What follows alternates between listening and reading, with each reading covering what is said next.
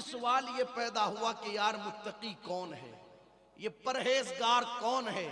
तो आओ फिर कुरान से पूछ ले। अल्लाह का कुरान कहता है इन औलियाउहु इल्लल मुत्तकून, ये जो अल्लाह के वली हैं यही मुत्तकी लोग हैं। अब जो लोगों ने सवाल किया कि सुन्नी साल के 12 महीने तुम क्यों अल्लाह वालों का जिक्र करते हो, तो नादान हम इसलिए अल्लाह वालों की याद मनाते हैं कि ये अल्लाह वाले दुनिया में भी हमारी बिगड़ी बनाते हैं, और जब कल कयामत के दिन कोई बिगड़ी नहीं बनाएगा तो अल्लाह के करम से यही अल्लाह वाले अल्लाह की बारगाह में शफाअत करवा करके हमें अपने साथ जन्नत में लेकर के जाएंगे।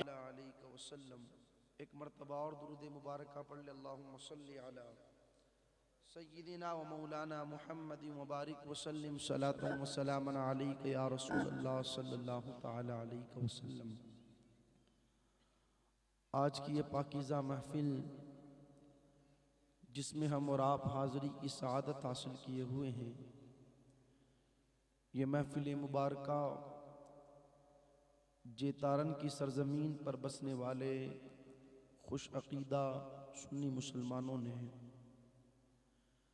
अपने इमाम साहब क़िबला की सरपरस्ती में बारगाहे पीरे पीरा मीरे मीरा शाह जीला सैयदना शेख अब्दुल कादिर जीलानी अल मारूफ हुजूर गौसे आज़म रदी अल्लाह ताला अन्हु की बारगाह नाज में खिराज अक़ीदत पेश करने के हवाले से इनेक़ाद पजीर की है।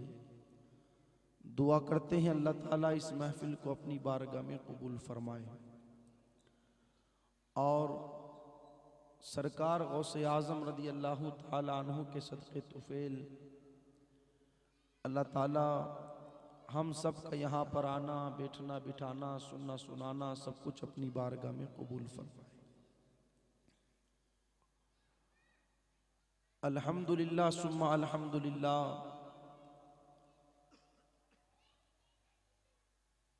हम अपने करीम का जितना शुक्र अदा करें उतना कम है कि उस रब्बे कदीर ने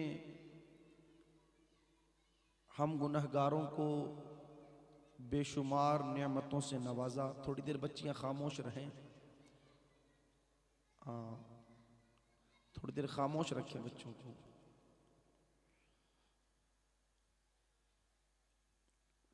बेशुमार नेमतें उसने हम पर नाजिल फरमाई है। सबसे बड़ी नेमत उसकी ये है कि उस परवरदिगार आलम ने हम और आप तमामी लोगों को इंसान बनाया। ये अल्लाह की बहुत बड़ी नेमत है। अगर वो चाहता तो कुत्ता बना देता, वो चाहता तो बंदर बना देता, वो चाहता तो बिल्ली बना देता, कोई उसे कुछ नहीं कहने वाला। इन्नल्लाह अला कुल्ली शैइन कदीर, ये उसकी शान है, वो हर मुमकिन पर कादिर है। वो जो चाहता हमें बना देता, लेकिन ये उसका एहसान है, उसका करम है कि उस परवरदिगारे आलम ने अपने महबूब के सदक़े में हमें इंसान बनाया। ये सीटी की आवाज बंद करें। इससे बड़ा करम उस करीम का ये है कि इंसान बनाने के बाद उसने हमें और आपको मुसलमान बनाया। वो चाहता तो किसी भी मजहब में पैदा फरमा देता, लेकिन ये उसका कितना बड़ा करम है कि उस परवरदिगारे आलम ने हमें मुसलमानों के घर में पैदा फरमाया। और आगे चले, उसका इससे भी बड़ा करम यह है कि उस परवरदिगारे आलम ने हम गुनहगारों को अपने महबूब सल्लल्लाहु अलैहि वसल्लम का उम्मती बनाया। जिस उम्मत में पैदा होने के लिए नबियों ने दुआएं मांगी हो, जिस उम्मत में पैदा होने के लिए रब की बारगाह में पैगंबरों ने अर्जियां लगाई हो, बगैर दुआ मांगे परवरदिगार आलम ने हमें मुस्तफ़ा जाने रहमत सल्लल्लाहु अलैहि वसल्लम का उम्मती बनाया। अगर बंदा ठंडे दिमाग से बैठ करके सोचे तो खुदा की कसम ये अल्लाह की बहुत बड़ी बड़ी नेमतें हैं। पूरी जिंदगी हम सजदे में गिरकर अगर इन नेमतों में से किसी एक नेमत का शुक्र अदा करें तो जिंदगी खत्म हो जाएगी, लेकिन उसकी दी हुई नेमत का हक अदा नहीं होगा। ये इतनी बड़ी बड़ी नेमतें उस करीम की हमारे ऊपर है। और आगे चले, उम्मती भी बनाया, मुसलमान भी बनाया, इंसान भी बनाया, लेकिन उस करीम का एक बड़ा करम यह है कि उम्मती बनाने के बाद उसने अपने महबूब का और महबूबों के महबूब का गुस्ताख और गद्दार नहीं बनाया, बल्कि महबूब का भी वफादार बनाया और महबूब के महबूबों का भी वफादार बनाया। ये उसका बहुत बड़ा करम है। अल्हम्दुलिल्लाह सुम्मा अल्हम्दुलिल्लाह, सुन्नी साल के 12 महीने किसी न किसी अल्लाह वाले की याद मनाता है। बात अगर रजबुल मुरज्जब के मुबारक महीने की जाए तो इस माह मुबारका की 6 तारीख में अल्हम्दुलिल्लाह अहले सुन्नत वल जमात अताए रसूल हिंदल वली खाजा ख्वाजा गरीब नवाज रदी अल्लाह ताला अन्हु की बारगाह नाज में खिराज पेश करते हैं। अगर बात मुहर्रमुल हराम की जाए तो नवासे रसूल जिगर गोशे बतूल सैयदना इमाम हुसैन रदी अल्लाह ताला अन्हु और दीगर शुहदाए करबला की बारगाहों में खिराज पेश किया जाता है। अगर बात रबीउल अव्वल के मुबारक महीने की जाए तो मकसदे कायनात, मकसूदे कायनात, जाने कायनात, अल्लाहु अकबर, वजह तख्लीके कायनात यानी मुस्तफ़ा जाने रहमत सल्लल्लाहु अलैहि वसल्लम का जिक्र जमील अहले सुन्नत वल जमात करते हुए नजर आते हैं। और अगर बात 11वीं शरीफ के इस मुबारक महीने की जाए तो पीरे पीरा, मीरे मीरा, शाह जीलाम सैयदना शेख अब्दुल कादिर जीलानी अल मारूफ हुजूर गौसे आजम रदी अल्लाह ताला अन्हु की बारगाह में खिराज पेश किया जाता है। कभी हम और आप सुल्तानुत तारिकीन सूफी हमीदुद्दीन नागौरी अलैहि रहमतु व रिजवान का जिक्र करते हैं। कभी इमाम अहले सुन्नत सैयदी सरकार आला हजरत इमाम अहमद रजा खान अलैहि रहमतु व रिजवान की बारगाह में खिराज पेश करते हैं। कभी हजरत कुतुबुद्दीन बख्तियार काकी का जिक्र किया जाता है तो कभी महबूब इलाही सरकार निजामुद्दीन औलिया का जिक्र किया जाता है। यानी साल के 12 महीने सुन्नी किसी न किसी अल्लाह वाले की बारगाह में खिराज पेश करता है। सवाल ये पैदा होता है, ए सुन्नियों, तुम ये जो अल्लाह वालों का पूरे साल जिक्र करते हो, उनके उर्स मनाते हो, उनकी बारगाहों में खिराज पेश करते हो, तो आखिर तुम्हें इसके बदले में मिलता क्या है और तुम्हें इसके बदले में मिलने वाला क्या है? तो आओ ना कुरान की बारगाह में चले। अल्लाह तबारक व तआला इरशाद फरमाता है, अल अखिल्लाउ यौमा इदिन बादुहुम लिबादिन अदू, यानी कयामत के दिन गहरे दोस्त एक दूसरे के दुश्मन बन जाएंगे। कयामत के दिन, वो कयामत का दिन कि जिस दिन नफसी नफसी का आलम होगा। आज तो अल्लाहु अकबर सूरज चौथे आसमान पर है, लेकिन मई जून के महीने में गर्मी का हाल ये रहता है कि जब तक बंदा दिन में 2-3 बार नहा ना लेवे तब तक उसके दिल को सुकून नहीं मिलता। बंदे को जब तक ठंडा पानी ना मिले अल्लाहु अकबर वो बेचैनो बेकरार रहता है। इंसान को कूलर के बगैर, पंखे के बगैर, एसी के बगैर चैन न मिले। कब? जबकि सूरज चौथे आसमान पर है। आप सोचे तो सही, वो कयामत का दिन कि सूरज चौथे आसमान पर न होगा बल्कि सूरज सवा नेज़े के ऊपर होगा और जमीन मिट्टी की नहीं बल्कि जमीन तांबे की होगी। हर एक की जबान पर नफसी नफसी का तराना जारी होगा। अल्लाहु अकबर, अल्लाह अल्लाह के मुकर्रब बंदे भी अल्लाह की बारगाह में ये दुआ करते हुए नजर आएंगे, मौला जल्दी से हिसाब शुरू कर दिया जाए।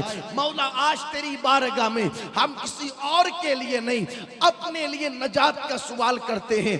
वो कयामत का दिन फरमाया गया, सूरज की गर्मी की वजह से लोगों के भेजे खोलते होंगे, भेजे पिघलते होंगे और पिघल पिघल करके कभी कान से बहते होंगे, कभी नाक से बहते होंगे।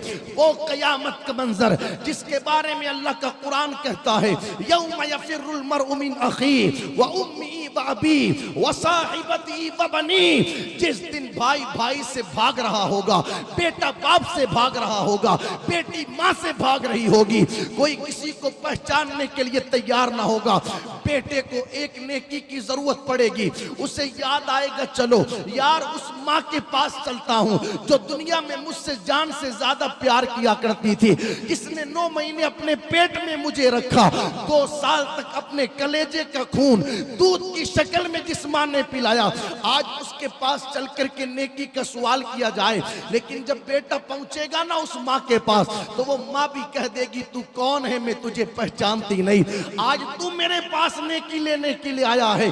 अरे आज तो मुझे खुद नेकियों की जरूरत है। वो कयामत का दिन, वो कयामत का दिन अल्लाह का कुरान कहता है, यौम यक़ूमुर रूहु वल मलाइकतु सफ़्फ़ा ला यतकल्लमून इल्ला मन अज़िन। जिस दिन रब के मुकर्रब फरिश्ते सफ बना करके खड़े होंगे और किसी को अल्लाह की बारगाह में बोलने की इजाजत ना होगी। अल्लाह का कुरान कहता है, वो कयामत का दिन, वो कयामत का दिन। अल्लाहू अकबर।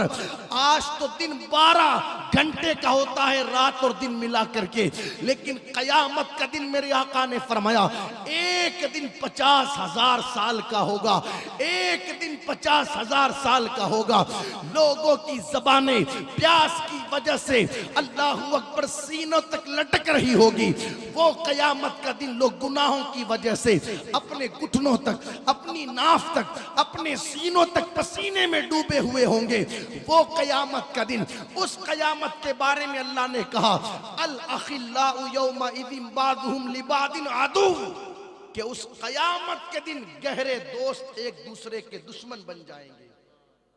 लेकिन कुछ ऐसी जातें हैं, कुछ ऐसी हस्तियां हैं जो कयामत के दिन भी अपने मानने वालों के काम आएंगे। पूछा वो कौन? अल्लाह का कुरान कहता है, इल्लल मुत्तकीन, वो मुत्तकी लोग हैं, वो परहेजगार लोग हैं। अल्लाह उनको कयामत के दिन ये पावर अता फरमाएगा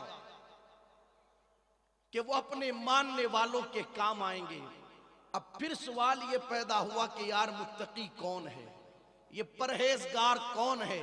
तो आओ फिर कुरान से पूछ ले। अल्लाह का कुरान कहता है, इन औलियाउहु इल्लल मुत्तकून, ये जो अल्लाह के वली हैं यही मुत्तकी लोग हैं। अब जो लोगों ने सवाल किया कि सुन्नी साल के 12 महीने तुम क्यों अल्लाह वालों का जिक्र करते हो, तो नादान हम इसलिए अल्लाह वालों की याद मनाते हैं कि ये अल्लाह वाले दुनिया में भी हमारी बिगड़ी बनाते हैं, और जब कल कयामत के दिन कोई बिगड़ी नहीं बनाएगा तो अल्लाह के करम से यही अल्लाह वाले अल्लाह की बारगाह में शफाअत करवा करके हमें अपने साथ जन्नत में लेकर के जाएंगे। सुभान अल्लाह। ये अल्लाह तबारक व ताला ये पावर अपने वलियों को अता फरमाएगा। यार जब वलियों की ये शान होगी, वलियों की ये शान कि कयामत के दिन अपने मानने वालों के काम आएंगे, तो आज हम और आप यहाँ पर किसी वली का नहीं, इमामुल औलिया का जिक्र करने के लिए बैठे हैं, सुल्तानुल औलिया की बारगाह में खिराज पेश करने के लिए बैठे हैं।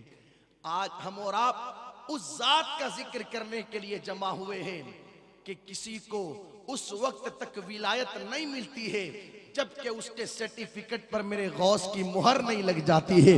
उस वक्त तक किसी को विलायत के मनसब पर फाइज नहीं किया जाता है जब तक कि वो बारगाहे गौस आजम रज़ी अल्लाह ताला अन्हु में पेश होकर के अपनी हाजिरी नहीं लगा दिया करता है।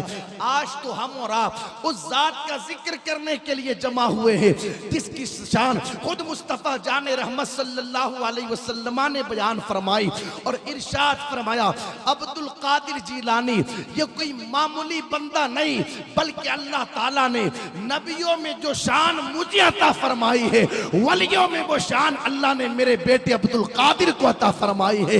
यानी रब ने मुझे नबियों का सरदार बनाया है और अब्दुल कादिर को अल्लाह ताला ने वलियों का सरदार बनाया है। वो जात सरकार गौसे आजम रज़ी अल्लाह ताला अन्हु की है। इमाम अहले सुन्नत सैयदी सरकार आला हजरत कहते हैं ना, वाह क्या मर्तबा ए गौस है बाला तेरा, वाह क्या मर्तबा ए गौस है बाला तेरा, ऊंचे ऊंचों के सरों से कदम आला तेरा, सर भला क्या कोई जाने कहे कैसा तेरा, औलिया मलते हैं आंखें वो है तलवा तेरा, और क्या दबे जिस पे हिमायत कहो पंजा तेरा, शेर को खतरे में लाता नहीं कुत्ता तेरा।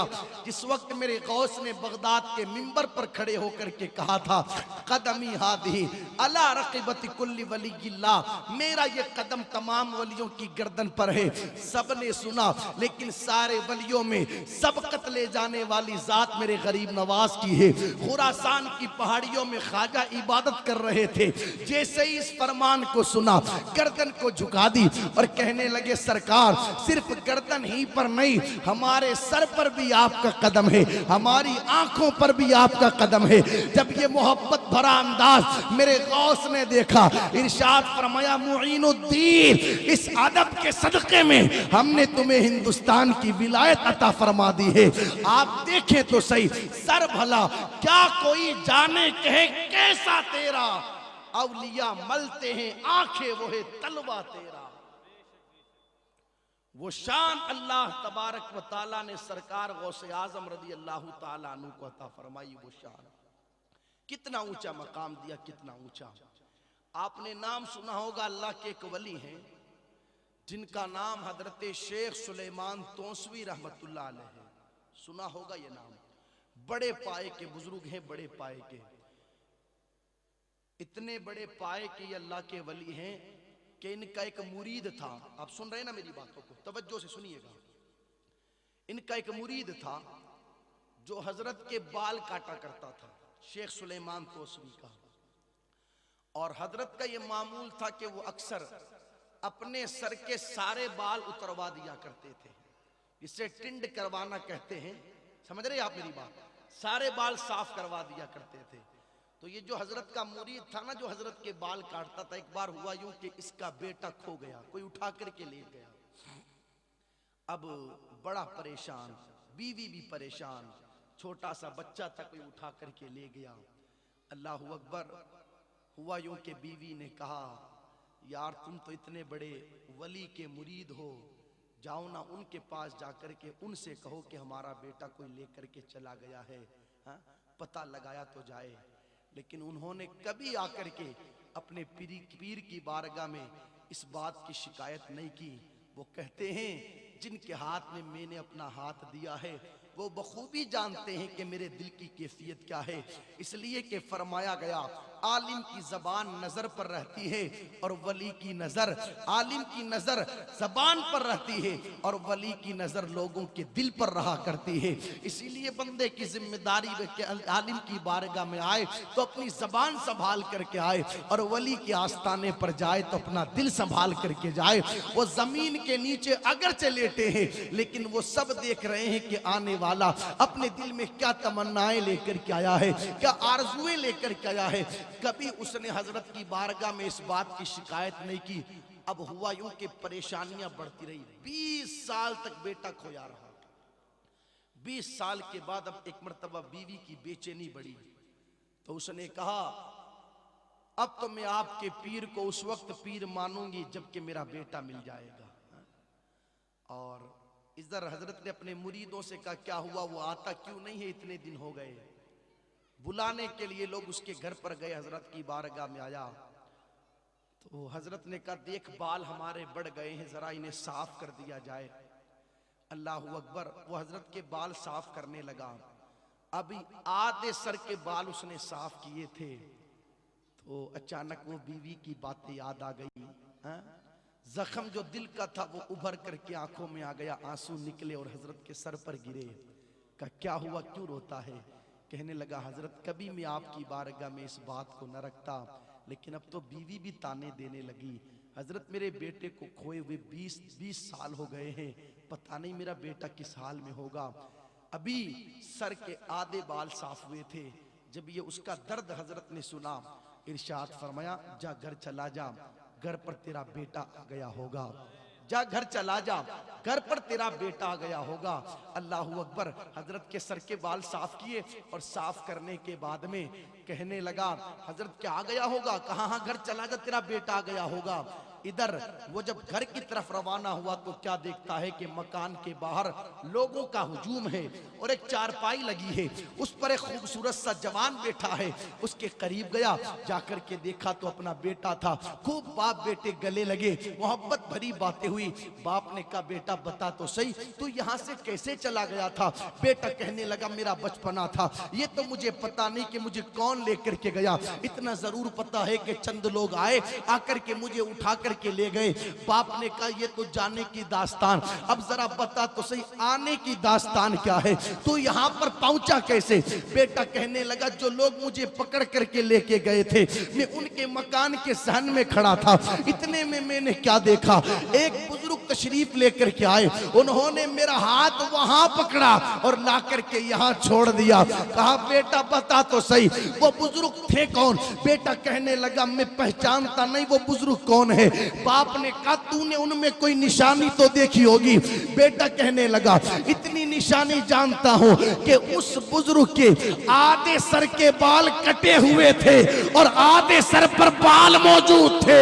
बाप ने कहा वो बुजुर्ग आने वाला कोई और नहीं, मेरा पीर शेख सुलेमान तौसवी है, जिसने पल में तेरा हाथ वहां पकड़ा ला करके यहां पर तुझे छोड़ दिया।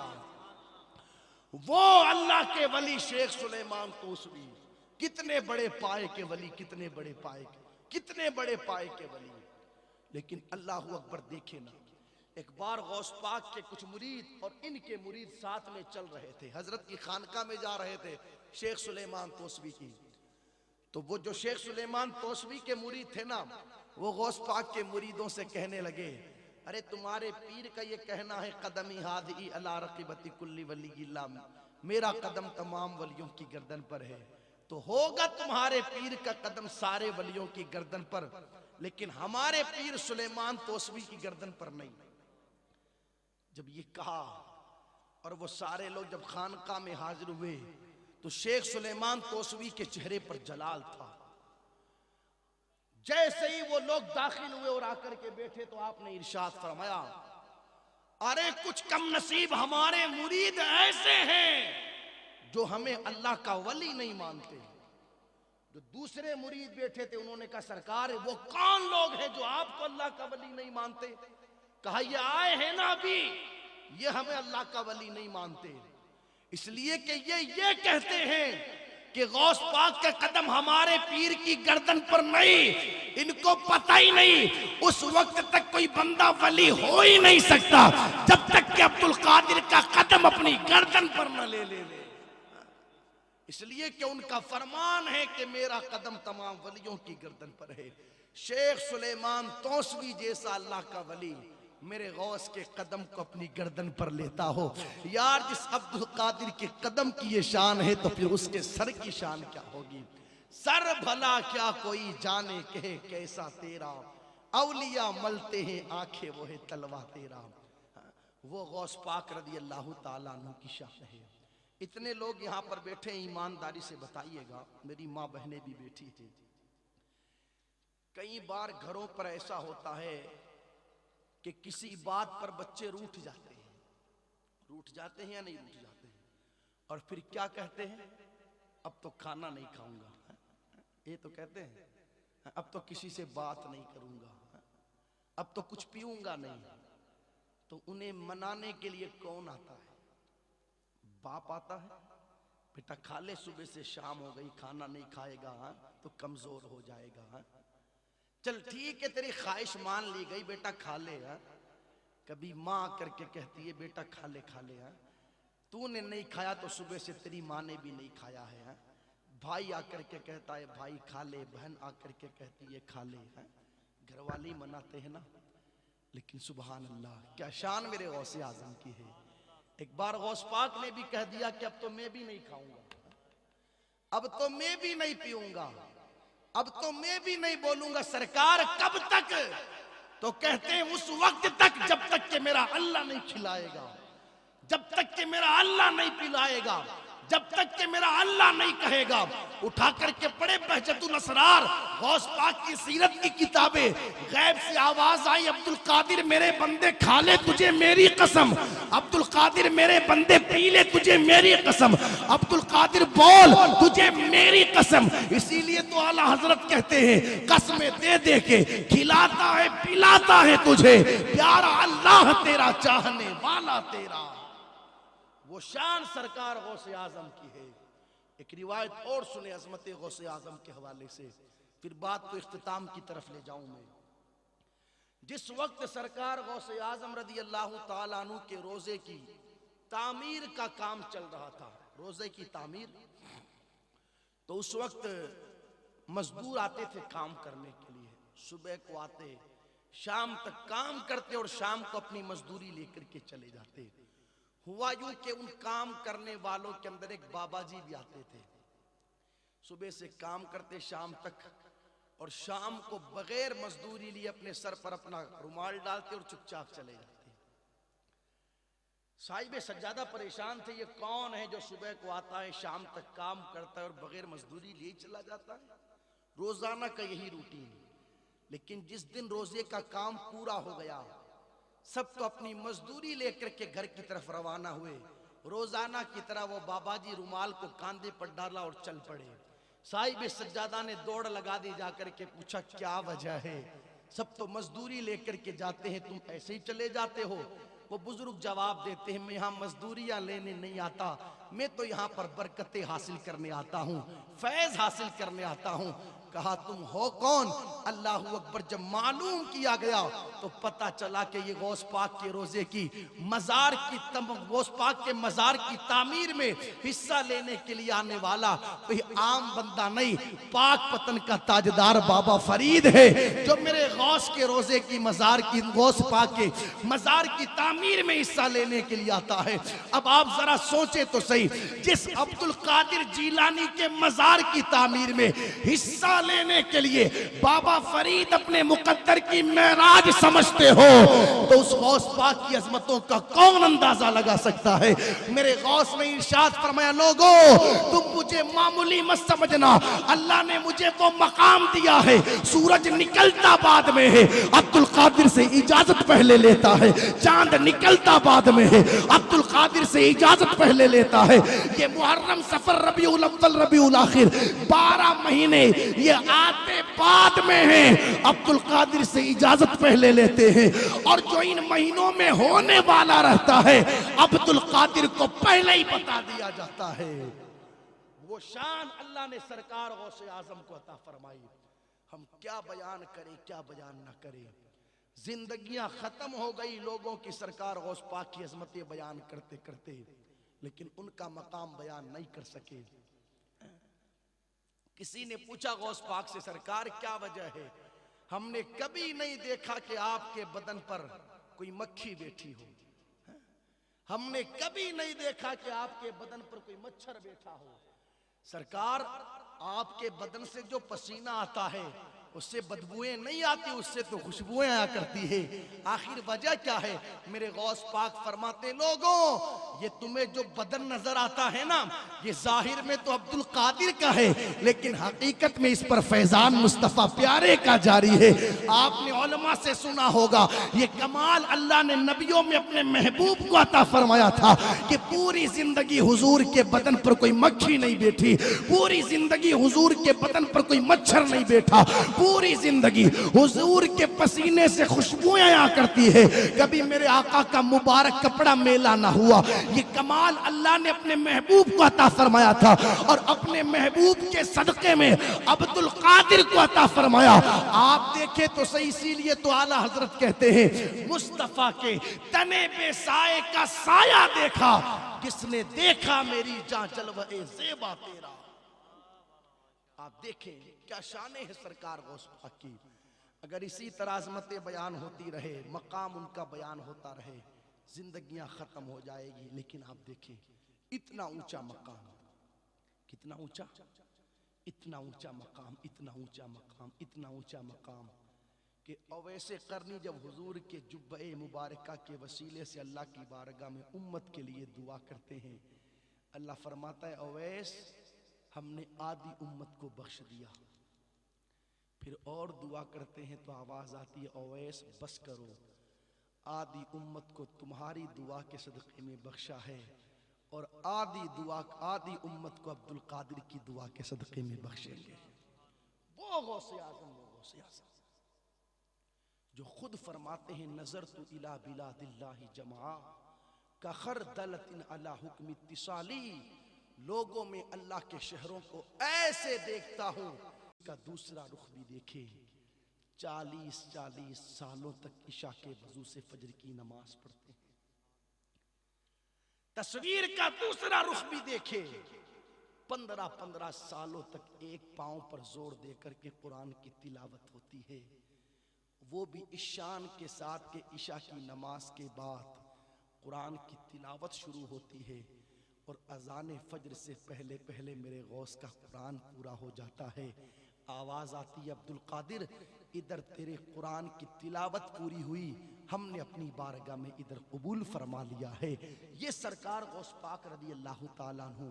मैं पूछना चाहूँगा जेतारन की सरजमीन पर रहने वालों, गौस पाक की ज़िंदगी तो अल्लाह अकबर इस शान से गुजरी कि 40-40 सालों तक इशा के वजू से फजर की नमाज मेरा गौस पढ़ता है, 15-15 सालों तक एक पाँव पर जोर दे करके कुरान की तिलावत मेरा गौस करता है। और आज गौसे आजम की 11वीं खाने वाले, उनके नाम पर मोहब्बतों के दावे करने वाले, अल्लाह अकबर उनकी अकीदतों का दम भरने वाले, जरा अपने गरेबानों में भी झांक करके देखे ना, वहां तो 40-40 सालों तक ईशा के वजू से फजर की नमाजें पढ़ी जाए और यहाँ हाल ये है कि ना ईशा के वजू से ईशा पढ़ी जाए और ना फजर के वजू से फजर पढ़ी जाए।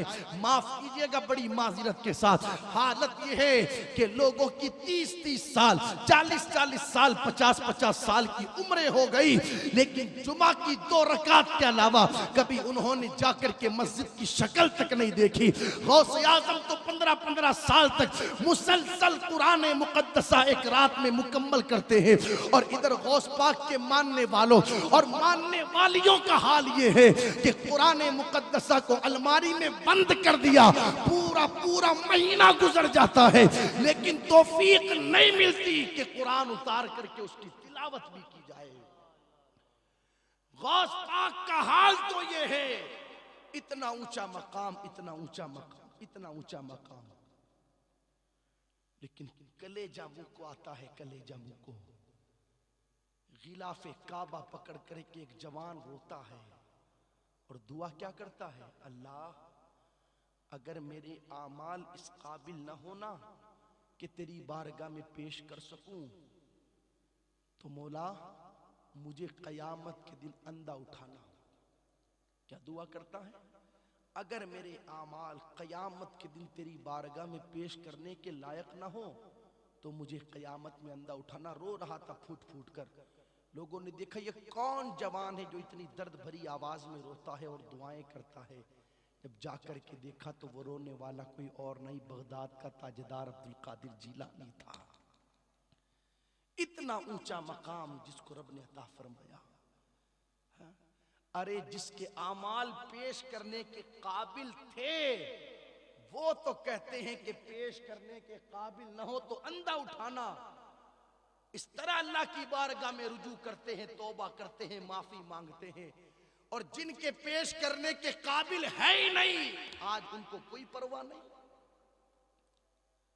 जिनका हाल ये है कि रात को 12-12 बजे तक अल्लाहू अकबर टीवी की स्क्रीनों के सामने बैठे रहे, जिनका हाल ये है कि रात को 1-1 बजे तक कानों में ईयरफोन डाल करके गाने सुने जाए, जिनका हाल ये है कि माज़अल्लाह पूरा पूरा दिन गुजर जाए लेकिन रब की बारगाह में आकर के सजदा ना करे, जिनका हाल ये है कि रब रसूल के हुक्मों की नाफरमानी की जाए, जिनका हाल ये कि अपनी पूरी पूरी जिंदगी हुजूर की सुन्नतों को छोड़कर अंग्रेजों के तरीकों पर गुजार दी जाए, जिनके पेश करने के काबिल नहीं उनको कोई फिक्र नहीं, और जिनके पेश करने के काबिल थे ना वो कहते हैं अल्लाह पेश करने के काबिल न हो तो मुझे अंधा उठाना। जरूरत इस बात की है दोस्तों, हमने गौस पाक की मोहब्बत का दम भरा है, गौस पाक की तालीमात पर हम अमल भी करें, उनके मिशन को अपनाएं, जो पैगामात मेरे गौस ने अता फरमाए हैं उन पैगामात पर अमल करने की कोशिश करें। हाँ? सुने गौस पाक का फरमान, गौस पाक की 11वीं खाने वालों सुनो, इस फरमान को याद रखा करो, इस वक्त 11वीं शरीफ का पहला लुकमा आपके मुंह में जा रहा हो। मेरे गौस आजम ने फरमाया बेनमाजी को मुसलमानों के कब्रिस्तान में दफन तक ना किया जाए। क्या फरमाते हैं? बेनमाजी को मुसलमानों के कब्रिस्तान में दफन तक ना किया जाए। हम तो जन्नत में जाने की बात करते हैं, जन्नत में बाद में जाएगा, पहले कब्रिस्तान में दफन होगा ना, कब्र के सवालों के जवाब देगा, हशर में पहुंचेगा, फिर जन्नत में जाएगा। लेकिन गौस पाक फरमाते हैं बेनमाजी को कब्रिस्तान में तक ना दफन किया जाए। और इमाम आजम अबू हनीफा कहते हैं कि लोगों बेनमाजी को कभी कर्ज मत देना, जो अल्लाह का हक अदा नहीं करता वो तुम्हारा क्या अदा करेगा। और आज हमारा हाल यह है कि हम नमाजों से बड़े दूर हैं। सुने हुजूर अलैहिस्सलाम का फरमान, मेरी माँ बहनें भी सुने, अगर सीने में पत्थर नहीं दिल लेकर के बैठे हैं तो मेरा विजदान कहता है कि इस फरमान को सुनने के बाद जरूर हम अपने आप को बदलेंगे। हुजूर अलैहिस्सलाम ने इरशाद फरमाया सहाबा की अंजुमन में, सहाबा जब नमाज का वक्त हो जाए तो मैं किसी से कहूं कि तुम अजान लगाओ, और फिर जमात का टाइम हो तो मैं किसी से कहूं कि तुम जमात करवाओ, और मैं बस्ती का चक्कर लगाने के लिए जाऊं, और जो लोग नमाजों से दूर अपने घरों में बैठे हैं सहाबा, मैं उनके घरों को आग लगा दूं, आग। फिर सुने, मेरे नबी ने इरशाद फरमाया कि जब नमाज का वक्त हो जाए तो मैं किसी से कहूं कि तुम अजान लगाओ, जमात करवाओ, और मैं बस्ती का जाकर के चक्कर लगाऊं, और जो लोग नमाजों से दूर बैठे हैं मैं उनके घरों को आग लगा दूं। ये किसने कहा? जिसने अपने जान के दुश्मनों को माफ कर दिया, जान के दुश्मनों को। जब ताइफ के मैदान में लोगों ने पत्थर मारे ना मेरे आका को, तो फरिश्तों ने आकर के कहा इजाजत दो तो आपकी बस्ती को हम तबाह कर दे। तो हुजूर ने क्या कहा, नहीं फरिश्तों, मैं इनके लिए जहमत बन करके नहीं आया, मैं तो इनके लिए रहमत बन करके आया हूं। यार जिन्होंने जान के दुश्मनों को माफ कर दिया वो कहते हैं बेनमाजियों के घरों को मैं आग लगा दूं। और हुजूर का आग लगा देना ये तो बहुत बड़ी बात है, उनका कह देना ही आग लगा दूं समझ लो लग गई। और आज देखे आप मुआशरे में नजर उठा करके, ये आग नहीं तो फिर और क्या है कि सब कुछ होते हुए भी लोगों को सुकून नहीं। ये आग नहीं तो फिर और क्या है कि भाई भाई से झगड़ा किए हुए है। ये आग नहीं तो फिर और क्या है कि आज 2-2 साल हो गए बेटा बाप से बात नहीं करता। ये आग नहीं तो फिर और क्या है कि जवान बेटा माँ बाप को गालियां देता है। ये आग नहीं तो फिर और क्या है कि मुसलमानों के घर घर नहीं, माज़अल्लाह सदबार माज़अल्लाह शादियों को मौकों पर देखा जाए तो कुछ और ही बने हुए हैं। ये आग नहीं तो फिर और क्या है, जवान बच्चियां बेपर्दा बाप की निगाहों के सामने बाजार की जीनत बन रही है। ये आग नहीं तो फिर और क्या है, जवान बेटा टीवी की स्क्रीन पर माँ बाप के सामने बेहयाइयों के मनाजिर देख रहा है। ये आग नहीं तो फिर और क्या है, माँ बाप के इल्म में है रात को 2-2 बजे तक मोबाइलों पर बेटा गैरों की बहन बेटियों से बातें कर रहा है। ये आग नहीं तो फिर और क्या है? मुस्लिम बच्चियों के पेटों में गैरों के बच्चे पल रहे हैं। ये आग नहीं तो फिर और क्या है? और ये आग क्यों लगी? इसकी बुनियादी वजह ये रही, हमने रब रसूल की बारगाह को छोड़ दिया। जरूरत इस बात की है दोस्तों, पलटे हम, अपनी जिंदगियों में इनकलाब पैदा करें, फरामीन गौसे आजम पर अमल करें, मिशन गौसे आजम को अपनाएं। सुने गौस पाक का फरमान, सुने गौस पाक का इरशाद फरमाते हैं, जो हुजूर की शरीयत को अपनी पीठ के पीछे डाल देता है, मैं उसे ऐलान जंग करता हूं। है किसी माँ के लाल में इतनी हिम्मत जो गौस पाक से जंग कर ले, जो गौस पाक से टक्कर ले ले? लेकिन गौस पाक फरमाते हैं, जो मेरे नाना जान की शरीयत को पीठ के पीछे डाल करके जिंदगी गुजारता है ना, मैं उसे ऐलान जंग करता हूं। इसलिए कहना यह है दोस्तों, हमने गौस पाक की मोहब्बतों के दावे किए, उनकी खूब ग्यारवियां खाई, खाएं, मैं इस बात का इनकार नहीं करता। हम तो वो है अल्हम्दुलिल्लाह जो ये कहते हैं, खाते हैं तेरे दर का, पीते हैं तेरे दर का, पानी है तेरा पानी, दाना है तेरा दाना, तू शम्ए रिसालत है, आलम तेरा परवाना, तू माहे नबूवत है, ए जलवे जानाना। लेकिन जरूरत इस बात की है, जिनके नाम पर खाएं उनकी तालीमात पर अमल भी करें। कितना अफसोस होता है, कितना अफसोस होता है, गौस पाक के मानने वालों के लिए सबके पास टाइम है, अगर टाइम नहीं तो रब रसूल के लिए टाइम नहीं। और आप देखिए ना, इस वक्त बिलखुसूस मेरी कौम के जवानों का हाल है, दावा गौस पाक की गुलामी का है? लेकिन जिंदगियां कैसे गुजारी जा रही है यार। जो किसी का गुलाम बन जाता है, फिर गुलाम को आपने देखा होगा ना, गुलाम वैसे वैसे करता है और वैसे वैसे चलता है जैसे मालिक कहता है और जैसे मालिक करता है।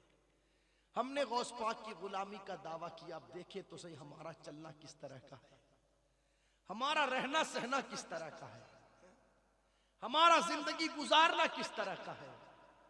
अगर बात में सर के बालों की करूं तो अल्लाह खैर फरमाए, मेरी कौम के जवान ने कभी ये मालूम करने की कोशिश ही नहीं की कि मुस्तफ़ा जाने रहमत अपने सर के बाल किस अंदाज में रखा करते थे। उसे भगाया जाए, देखो जानवर आ गया।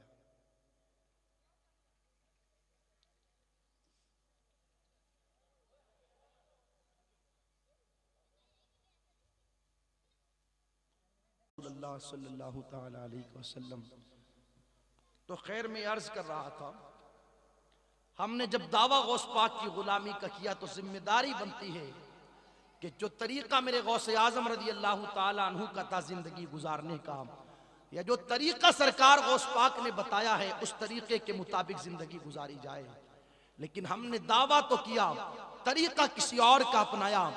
अगर बात सर के बालों से शुरू की जाए तो आप जरा जायजा लेवे मुआशरे का कि आज जवानों ने अपने सर के बाल जो कटवाए हैं, अल्लाहु अकबर, क्या गौस पाक के तरीके को देख करके कटवाए हैं या माज़अल्लाह फिल्मों में नाचने वाले बेगैरत लोगों को देख करके कटवाए हैं? और आप देखें ये जो तरीके अपनाए जा रहे हैं, हमने तो आज ये तरीके अपनाए हैं, लेकिन इन तरीकों के बारे में आज के 1450 साल पहले मेरे मुस्तफा ने बाखबर फरमा दिया था। इस वक्त एक तरीका चल रहा है बालों के कटवाने का कि साइडों से बाल साफ करवा लिए जाते हैं और सर के ऊपरी जो हिस्सा है वहां पर बड़े बाल छोड़ दिए जाते हैं। अगर आपने देखा हो तो अरब के अंदर ऊंट जो होते हैं ना, ऊंट, उन ऊंटों के बदन के सारे बाल साफ कर देते हैं और ऊपर की जो कोहान रहती है, कोहान, उसके ऊपर बड़े बड़े बाल छोड़ देते हैं। अब हुजूर का फरमान सुने, मेरे आका अलैहिस्सलातु वस्सलाम ने इरशाद फरमाया कि सहाबा, कयामत की निशानियों में से एक निशानी ये है कि मेरी उम्मत के लोग बख्ती ऊंटों की तरह अपने बालों को रखेंगे, यानी साइड से बाल साफ करवा देंगे और सर के ऊपरी हिस्सों पर ऊंटों की तरह बाल रखे जाएंगे। इन चीजों के बारे में आज के 1450 साल पहले मेरे आका ने बाखबर कर दिया था। और आगे मेरे आका ने क्या इरशाद फरमाया? फरमाते हैं, जिन लोगों ने ये अमल किया जन्नत तो दूर की बात, उन्हें कयामत के दिन जन्नत की खुशबू भी नहीं मिलेगी। और जन्नत की खुशबू आती कहां से? फरमाया गया 600 बरस का रास्ता हो, 600 बरस का रास्ता जन्नत से दूर, वहां तक जन्नत की खुशबू आती है। लेकिन जिन लोगों ने ऐसे तरीके अपनाए, जन्नत तो दूर की बात, उन्हें कयामत में जन्नत की खुशबू भी नहीं मिलेगी। आप देखें ना, इसी तरीके से और नीचे आए, पहली बात तो दाढ़ियां साफ ही करवा दी जाती है, और अगर रखी भी जाती है जैसे आजकल लोग रख रहे हैं, तो उसमें भी देखा जाता है कि फला फला फिल्म में नाचने वाले गुंडे ने कैसे रखी है तो मैं वैसे रखूंगा। एक फैशन चला था, अगर आप लोगों ने देखा हो, सारे बाल साफ करवा दिए गए थे और यहाँ नीचे वाले होठ के नीचे थोड़े से बाल रखे जाते थे, मक्खी की इसे 2-4 मक्खियां बैठी हुआ, होता था नहीं होता था। इसी तरह एक फैशन और चला था कि सारे बीच के बाल साफ करवा दिए जाते थे और साइडों में इस तरीके से दाढ़ी के बाल माज़अल्लाह रखे जाते थे।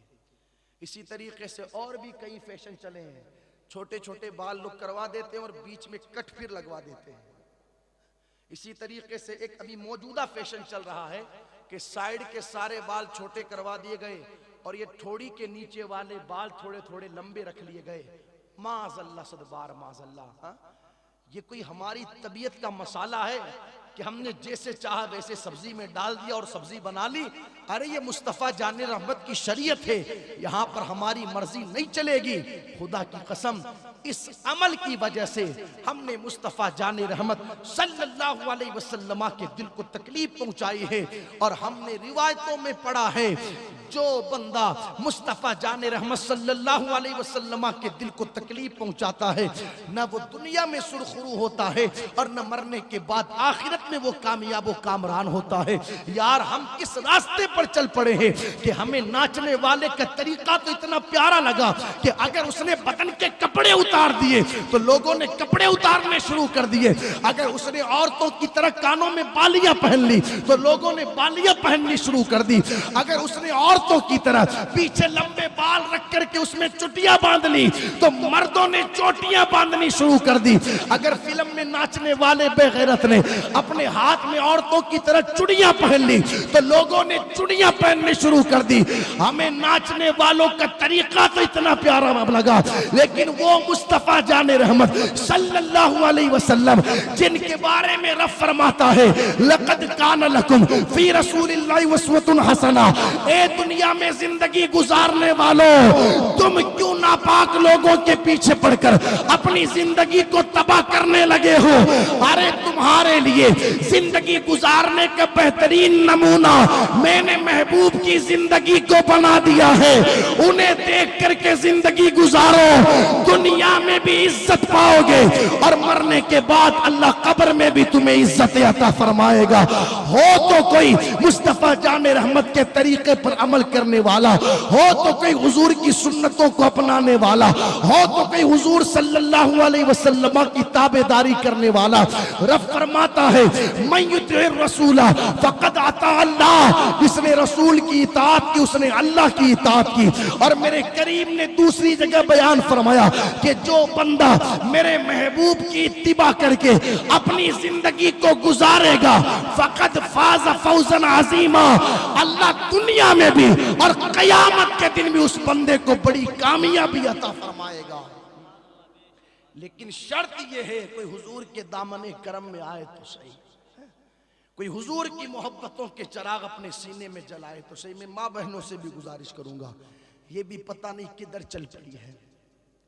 अब तो टेलरों के पास जाकर के बाज़ाब्ता औरतें हैं, मोबाइलों में फोटोएं ले जाती है किसी कंजरी की, और फिर ये कहती है देखो इस फला कंजरी ने ये कपड़ा पहना है ना, ऐसा कपड़ा हमारे लिए सिल दिया जाए। ये हालात है। अभी किसी में मुफक्किर का बयान सुन रहा था, वो कहते हैं कि एक खातून आई टेलर के पास और कहने लगी कि मेरे साथ सिनेमा खाने चला जाए। और कोई 2 4 5 मर्तबा उसने उस टेलर को वो पिक्चर दिखाई और कहा जरा वो फला खातून ने कपड़ा पहना है ना, वैसा कपड़ा मेरे लिए सिला जाए। माज़अल्लाह सदबार माज़अल्लाह। ये हालात है इस वक्त कौम की बहन बेटियों के। मैं इनसे भी गुजारिश करूंगा, ए मेरी माँ बहनों, तुम्हारे लिए आज के इस जमाने में, और आज के इस जमाने में क्या हर दौर में आइडियल ये माज़अल्लाह मगरिबी तहजीब की परवरदा औरतें नहीं, ये फिल्मों में नाचने वाली कंजरियां नहीं, तुम्हारे लिए तो आइडियल सैयदा फातिमा जहरा की ज़ाते मुक़द्दसा है, सैयदा आयशा सिद्दीक़ा रज़ियल्लाहु ताला अन्हा की ज़ाते मुक़द्दसा है। तुम किन के पीछे चल पड़ी हो? आप देखो ना किन के पीछे औरतें चली, और आज अल्लाहु अकबर ये सोचती है कि हम अच्छी लग रही हैं और हमने बहुत बड़ा कोई तीर मार दिया आसमान के अंदर, हमने कोई बहुत बड़ी कामयाबी हासिल कर ली। तुमने कामयाबी हासिल नहीं की, इज्जतें दाव पर लग गई, आबरूओं के सौदे हो गए, अल्लाहु अकबर हया का जनाजा निकल गया। अस्तगफिरुल्लाह सदबार अस्तगफिरुल्लाह। ऐसी औरतों के पीछे चली, ऐसी औरतों के पीछे कि बदन से कपड़े तक उतर गए, कपड़े तक। अगर मैं बात सच्ची कहूं तो आप मेरा सपोर्ट करेंगे। एक टाइम वो था कि मुआशरे की जो बूढ़ी औरतें हैं ना, आप इनको भी देखे और जो पुरानी औरतें थी उनको भी देखा होगा, वो जो कमीज पहनती थी ना, कमीज, तो उनके कमीज यहां तक रहते थे या नहीं रहते थे? इसी तरीके से उनके गले बिल्कुल बंद रहते थे, और ऐसा उनका पर्दा रहता था कि जब वो पर्दे में होकर के किसी गली से गुजरती थी तो पता नहीं चल पाता था कि 8 साल वाली जा रही है या 60 साल वाली जा रही है। ये उनकी जिंदगी का एक दस्तूर था। और आज जब से कौम की बहन बेटियों ने इन सीरियलों को देखना शुरू किया, फिल्मों को देखना शुरू किया, आवारा औरतों के पीछे चल पड़ी, तब से हाल देखो ना। 2500, 3000, 5000 का सूट लेकर के आई, लेकिन पूरे पूरे हाथ खुले हुए। अल्लाह खैर फरमाए, ऐसा बारीक कपड़ा लाया गया कि जिसे पहनने के बाद भी बदन का अंग अंग नजर आ रहा है। ऐसा टाइट कपड़ा पहना गया कि जिसे पहनने के बाद जिस्म का उज़्व झलक रहा है। और ऐसा शॉर्ट यानी छोटा कपड़ा पहना गया कि जिसे पहनने के बाद भी जिस्म छुप ना सका। मुझे मुस्तफ़ा जाने रहमत का एक फरमान याद आता है, और ये मैं नहीं कह रहा हूं, हुजूर का फरमान है, आपके सामने पेश किया जा रहा है। आप उलमा से पूछिएगा। सहाबा की अंजुमन में मेरे आका ने इरशाद फरमाया था, सहाबा एक जमाना ऐसा आएगा औरतें कपड़े पहन करके भी नंगी नजर आएगी। तो सहाबा ने पूछा, या रसूल अल्लाह क्या ऐसा भी जमाना आएगा? मेरे नबी ने इरशाद फरमाया, हाँ सहाबा, मतलब क्या? मुहद्दिसीन इस हदीस की शरह में लिखते हैं कि इसके 3 मतलब हैं। पहला मतलब, औरतें इतने बारीक कपड़े पहनेगी, कपड़ा पहनने के बाद भी जिस्म नजर आएगा। दूसरा मतलब, इतने टाइट कपड़े पहने जाएंगे कि कपड़ा पहनने के बाद भी जिस्म नजर आएगा। तीसरा मतलब यह है कि इतने छोटे कपड़े पहने जाएंगे कि कपड़ा पहनने के बाद भी जिस्म नजर आएगा। आज सर्वे कर ले मुआशरे का, क्या यह हालात नहीं? ऐसे कुशादा कुशादा गलों के कपड़े पहने गए कि माज़अल्लाह सदबार माज़अल्लाह पूरे पूरे सीने नजर आ रहे। सरों से रुपट्टे उतार दिए गए। पहले तो हाल यह था कि उन दुपट्टों को मफलर बना करके गलों में डाला गया था, अब तो गलों से भी हटा दिए गए और बन सवर करके माज़अल्लाह, चाहे शादी का मौका हो, चाहे बच्चे के जन्मदिन का मौका हो, चाहे वलीमे का मौका हो, आप देखें तो सही, कौम की बेटियों को देख करके कोई बता नहीं सकता कि ये नबी का कलमे पढ़ने वाली बेटियां हैं या किसी और मजहब से ताल्लुक रखने वाली बेटियां हैं। मैं गुजारिश करना चाहूंगा अपनी कौम की बहन बेटियों से कि अपनी जिंदगी का धारा बदले। खुदारा कल भी इज्जत मिली थी तो मुस्तफा जाने रहमत सल्लल्लाहु अलैहि वसल्लम की शहजादी खातून जन्नत सैयदा फातिमा जहरा की पैरवी करके मिली थी, और आज भी हमें इज्जत मिलनी है तो फातिमा जहरा के कदमों में हमें इज्जत मिलनी है। इसलिए बदले अपनी जिंदगी के इस तरीके को, हम खुद भी नमाजी बने, अपनी बीवियों को नमाजी बनाएं, बच्चों को नमाजी बनाएं, गौस पाक की तालीमात को आम करें, उनके मिशन को फैलाएं, घर घर उनका पैगाम पहुंचाएं और सच्ची मोहब्बत करे सरकार गौस पाक से। खुद फरमाते हैं गौस पाक, लोगों में पूरी जिंदगी हलाल खाता रहा, सच बोलता रहा, अल्लाह ने मुझे ये इज्जत अता फरमाई। वो तो कहते हैं कि मैं पूरी जिंदगी सच बोलता रहा, हलाल खाता रहा। लोग कहते हैं मौलाना जब तक झूठ ना बोले हमारा काम ही नहीं चलता। तेरी मानू या गौस पाक की मानू? गौस पाक तो कहते हैं कि जब तक मैं सच ना बोलूं मेरा काम नहीं चलता। वो कहते हैं कि मैं सच ना बोलूं तो मेरा काम नहीं चलता। और गौस पाक की 11वीं खाने वाला कहता है कि मैं झूठ ना बोलूं तो मेरा काम नहीं चलता। अब हम तेरी माने या गौस पाक की माने हैं? सच बोला करो दोस्तों, सच बोला करो। सच में अल्लाह ने बरकत रखी है। सच बोलकर 50 कमाओगे ना, 50, अल्लाह बरकत 5000 की देगा। और झूठ बोल करके 5000 भी कमा लिए ना, उसमें बरकत 50 की नहीं होगी। सच बोला करो, सच बोला करो। इसलिए कि जो बंदा सच बोल करके कमाता है, अल्लाह ताला गैब से उसके कमाए हुए माल में बरकतें अता फरमाता है। और माँ बहनों से भी ये गुजारिश करनी है कि वो भी सच बोला करे और अपने बच्चों को सच की तालीम दिया करे। इसलिए कि बच्चों की सबसे पहली दरसगाह माँ की गोद हुआ करती है। अगर बेटा माँ की गोद में संवर गया तो जिंदगी के हर मैदान में संवर जाएगा, और बेटा माँ की गोद में बिगड़ गया तो फिर जिंदगी के हर मैदान में बिगड़ जाएगा। गौस पाक से पूछे आपके संवरने में बुनियादी किरदार किसका था, तो मेरे गौस पाक फरमाएंगे मेरी माँ का था। माँ ने ही तो कहा था कि अब्दुल कादिर जिंदगी भर सच बोलना। देखो ये तो हालात हैं, ये हालात हैं। खैर ये सब तरबियतों के नतीजे हैं, तरबियतों के नतीजे। हाँ, जैसी तरबियतें रहती है फिर वैसे ही नतीजे सामने आते हैं। हाँ? अगर बंदा बबूल का बीज बोएगा तो क्या गुलाब निकलेगा? हाँ? हाँ? भाई बबूल ही निकलेगा ना। अगर गुलाब का पौधा चाहिए तो फिर गुलाब का बीज डालना होगा। तो खैर जैसी तरबियतें हुई, जैसी परवरिश हुई, आज उसी के नतीजे हमारी निगाहों के सामने हैं। वरना अल्लाह अकबर, जब तक तरबियतें ठीक थी ना, तरबियतें सही थी, उस वक्त तो दुनिया की निगाहों ने देखा पैदा होने वाला कोई मोइनुद्दीन बनकर के पैदा होया, कोई मखदूम अशरफ जहांगीर समनानी बनकर के पैदा होया, कोई इमाम अहले सुन्नत सय्यदी सरकार आला हजरत बनकर के पैदा हुआ। तो माओ की ये जिम्मेदारी बनती है कि बेटे की पहली दरसगाह माँ की गोद होती है। वो जैसा बच्चे को संवार देगी फिर दुनिया के हर मैदान में बेटा उसी एतबार से अपनी जिंदगी गुजारेगा। और दूसरी चीज मेरे गौस ने फरमाया कि मैं पूरी जिंदगी हलाल खाता रहा, हलाल। आखिरी बात है, सुन ले, क्या खाता रहा? हलाल खाता रहा। हलाल की बड़ी बरकतें हैं दोस्तों, बड़ी बरकतें। हालांकि माफ कीजिएगा इस वक्त हम भूल चुके हैं कि हमें हलाल और हराम में तमीज करनी चाहिए। बस टारगेट ये रहता है कि आना चाहिए, चाहे किधर से भी आए। अपने शौक को पूरा करने के लिए लोग सूद और ब्याज पर पैसा ले रहे हैं, सूद और ब्याज पर।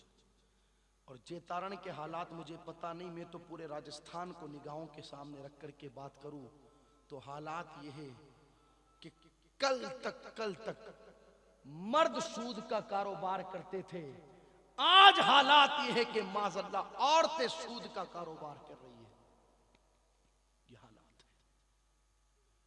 एक सहाबी रसूल हुजूर अलैहिस्सलातु वस्सलाम की बारगाह में आए और अर्ज करने लगे, या रसूल अल्लाह, आप मुझे कोई ऐसा नुस्खा बताइए कि मैं अल्लाह की बारगाह में जो दुआ करूं अल्लाह कबूल फरमा ले।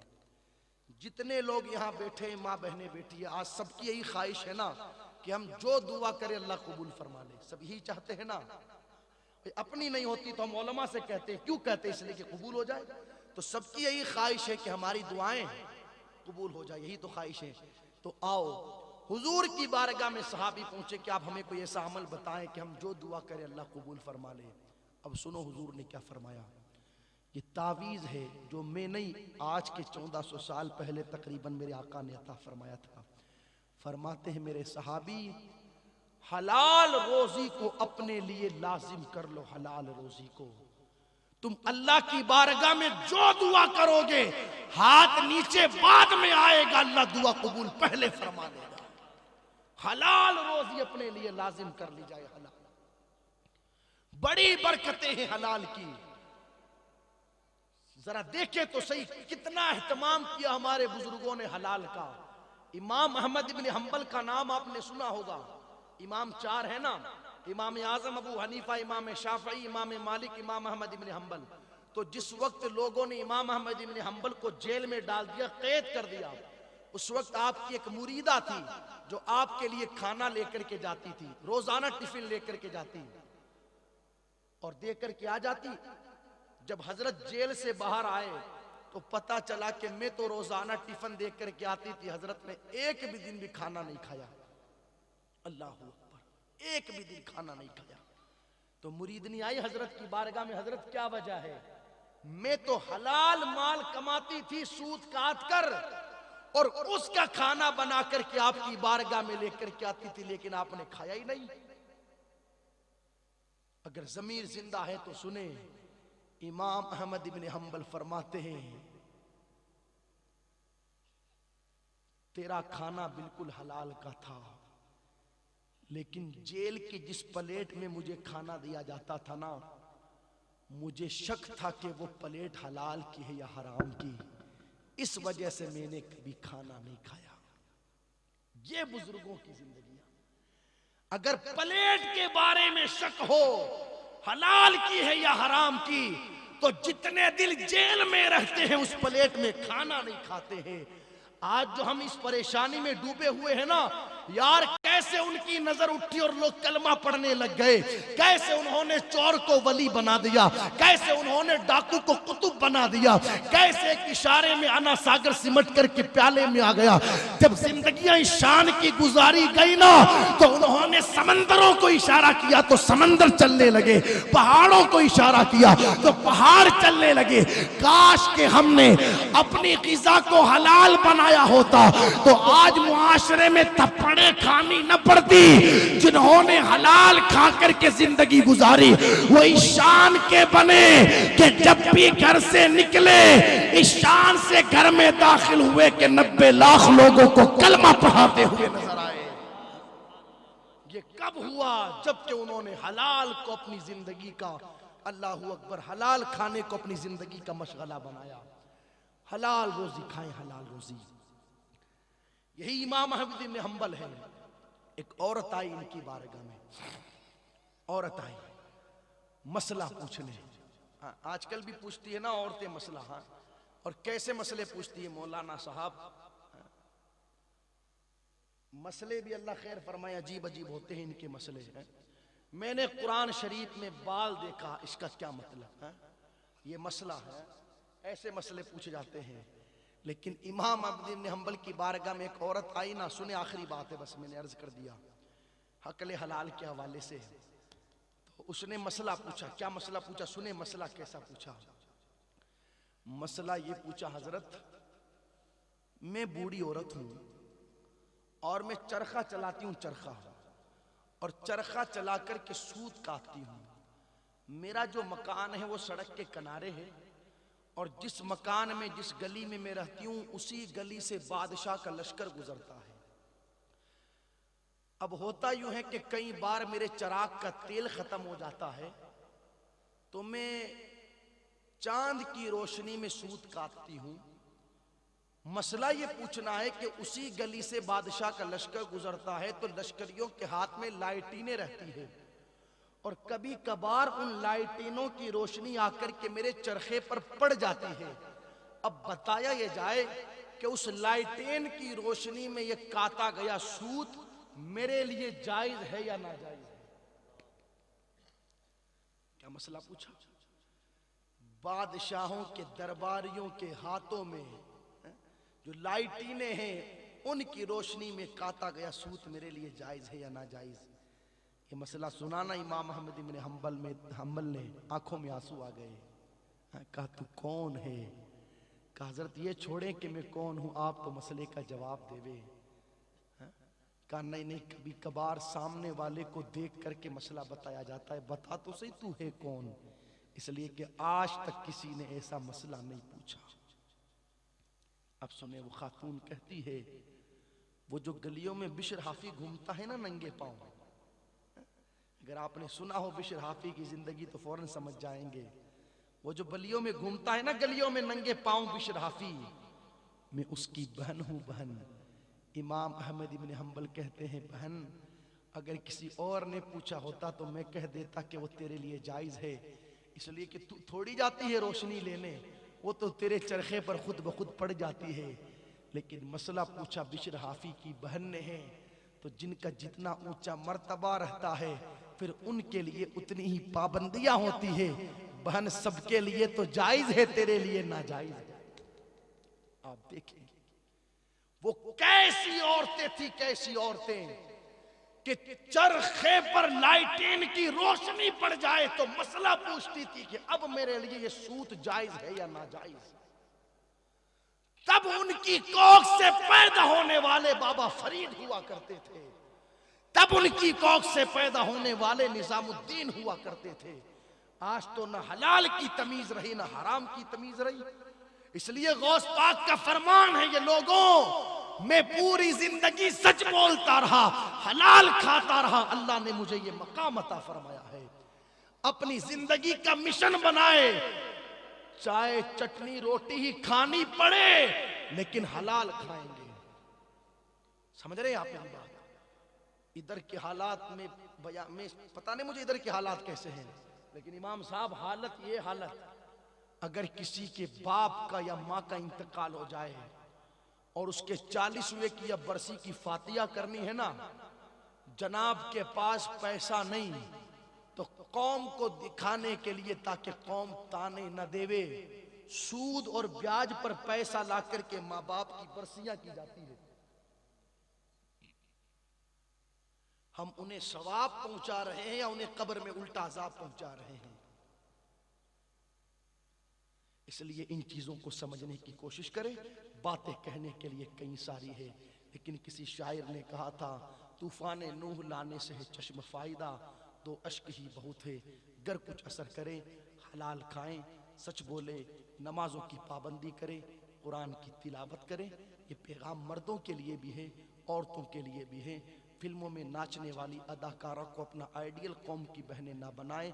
अपना आइडियल बनाना है तो खातून जन्नत को बनाया जाए, सैयदा आयशा सिद्दीक़ा को बनाया जाए, माँ राबिया बसरिया को बनाया जाए। नौजवानों, तुम भी अपनी ज़िंदगी को बदलो। ये 4 दिन की जवानी है, गुजर जाएगी, खुदारा मरना है, अल्लाह की बारगाह में जाकर के ज़िंदगी का हिसाब देना है। छोड़ो दुनिया के झमेले, कुछ नहीं रखा। और यारो, जो ये पीरियड गुजरा कलेजा तड़पा देने वाला है, अच्छे अच्छों की सोई हुई नींदों को जगा देने वाला है, गफलतें उड़ा देने वाला है। क्या तुमने नहीं देखा ऐसा भी मोड़ आया, बाप का जनाजा पड़ा है, बेटा पढ़ने के लिए तैयार नहीं, माँ का जनाजा पड़ा है, बेटी करीब जाने के लिए तैयार नहीं। क्या तुमने नहीं देखा पूरी पूरी रात लाशें पड़ी रही, लेकिन घर का कोई फर्द करीब आने को तैयार नहीं। ये माहौल था ना, ये भी लॉकडाउन के अंदर जब कोरोना वायरस का मामला चल रहा था। क्या तुमने नहीं देखा जयपुर में 3-3 दिन 5-5 दिन तक लाशें पड़ी रही, सड़ गई लाशें, कोई उन्हें गुस्ल देने वाला नहीं, कोई उन्हें कफन पहनाने वाला नहीं। बुलडोजर से जमीनें खोद करके उन्हें डाल दी, ऐसे ही जमीनों में दफन कर दी गई। लोगों ने 5-5 लाख रुपए देने के लिए कह दिया, हमें हमारे मुर्दों की बोडियां दे दी जाए, लेकिन बोडियां नहीं दी गई उन्हें। अल्लाह बेहतर जाने उन्हें कैसे दफनाया गया, कैसे कफनाया गया, किन हालात में उन्हें कहाँ छोड़ा गया।